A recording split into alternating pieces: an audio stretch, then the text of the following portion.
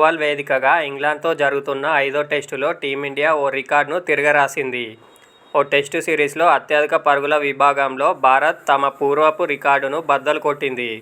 1978-79 West Indies సిరీస్లో Bharat 6 test మ్యాచ్లాడి 3270 పరుగులు చేసింది. ప్రస్తుత ఇంగ్లాండ్ సిరీస్కు ముందు ఓ సిరీస్లో భారత జట్టు చేసిన అత్యధిక పరుగులు ఇవే. ప్రస్తుత సిరీస్తో టీమిండియా తమ పాత రికార్డును బద్దలు కొట్టి కొత్త రికార్డును నెలకొల్పింది. ఈ ఇంగ్లాండ్ సిరీస్లో భారత్ 5వ టెస్టు మ్యాచ్ తొలి రోజు పాత రికార్డును చెరిపేసింది. తొలి రోజు భారత్ తొలి ఇన్నింగ్స్లో 6 వికెట్ల నష్టానికి 204 పరుగులు చేసింది.